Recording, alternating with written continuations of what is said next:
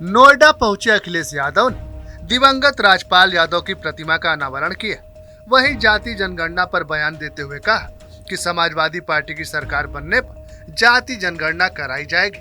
वहीं बीजेपी पर पलटवार करते हुए कहा कि सत्तारूढ़ भारतीय जनता पार्टी जनता का ध्यान बुनियादी मुद्दों से भटकाने की लगातार कोशिश कर रही है। भारतीय जनता पार्टी की जिम्मेदारी बनती है, सेंसस होने जा रहा है देश में, और अगर वो सेंसस में नहीं करते हैं तो समाजवादी पार्टी ने कहा है जब कभी समाजवादियों को मौका मिलेगा जाति जनगणना होगी। बाबा रामदेव लखनऊ हजरतगंज मेट्रो स्टेशन पहुंचे, जहां उन्होंने हजरतगंज मेट्रो स्टेशन से बापू भवन मेट्रो स्टेशन तक सफर किया। उन्होंने कहा कि वो पहली बार हिंदुस्तान में किसी मेट्रो पर बैठे हैं। आगे उन्होंने कहा कि लखनऊ मेट्रो ने सबसे तेज काम पूरा करके कीर्तिमान बनाया है। समझे आप लखनऊ आए हैं तो देश की सबसे तेज स्पीड से बनने वाला जो यहाँ का जो मेट्रो का स्टेशन और मेट्रो की पूरी लाइन यहाँ पर बनी है, उसका इन्होंने कीर्तिमान बनाया। और अंडरग्राउंड विदेशों में तो हम चले थे, लेकिन यूरोप के बाद हिंदुस्तान की मेट्रो में हम पहली बार बैठे। डिप्टी सीएम ब्रजेश पाठक ने कहा, आज यूपी में इंफ्रास्ट्रक्चर मजबूती को लेकर चर्चा हो रही। कायाकल्प की योजना के अंतर्गत तमाम स्कूल सही हो चुके हैं। वहीं विपक्ष पर पलटवार करते हुए कहा कि सपा के शासनकाल में दबंगई, गुंडई, सरकारी संसाधनों की लूट होती थी। समाजवादी पार्टी को अपनी सरकार और हमारी सरकार में कानून व्यवस्था, महिलाओं की सुरक्षा, विकास को लेकर तुलनात्मक अध्ययन करना चाहिए। समाजवादी पार्टी को आम जनता से कोई मतलब नहीं है। प्रदेश की जनता और समाजवादी पार्टी के लोगों को बीच में करने की आवश्यकता है। इस समय केवल विमर्श बदलने के लिए इस प्रकार की बातें उठा रहे हैं। इनको वास्तव में उत्तर प्रदेश की आम जनता से कोई लेना देना नहीं है। इनका मतलब सिर्फ सत्ता से है, सरकारी संसाधनों की लूट खसोट से है और कैसे अपना पेट भरे उस पर।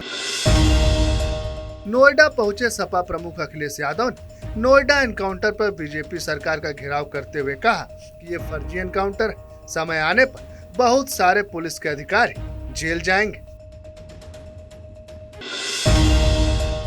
बरेली के मौलाना तौकीर रजा ने एक बार फिर भड़काऊ बयान दिया है। उन्होंने कहा कि देश में कानून का राज रहेगा या लाठी का। लाठी हमारी भी कमजोर नहीं।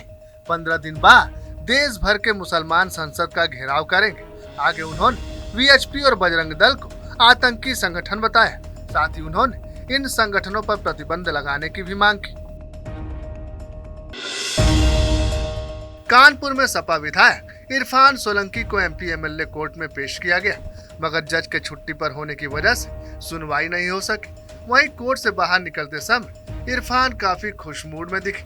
साथ ही जब उनसे मीडिया कर्मियों ने सवाल पूछा तो उन्होंने मुस्कुराते हुए शायराना अंदाज में जवाब देते हुए कहा, फानूस बनकर जिसकी हिफाजत हवा करे वो समा क्या बुझे जिसे रोशन खुदा करे।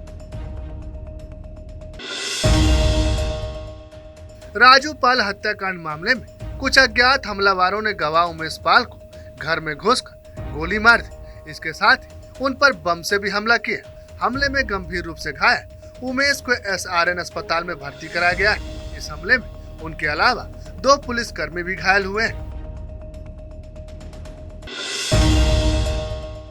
उन्नाव में एक दिल दहला देने वाली घटना सामने आई। दरअसल उन्नाव के असोहा थाना क्षेत्र के तिवारी खेड़ा गांव में खेत में गई युवती की हत्या कर दी गई, जिसके बाद पुलिस इस मामले की जांच कर रही।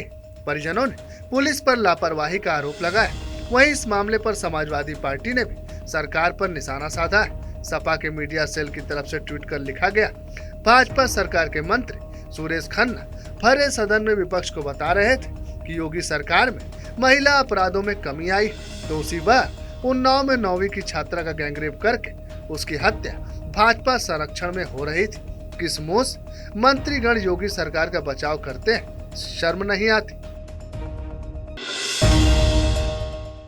मुख्यमंत्री पुष्कर सिंह धामी नकल विरोधी कानून लागू किए जाने के बाद चंपावत के युवाओं द्वारा आयोजित अभिनंदन और आभार रैली में शामिल हुए।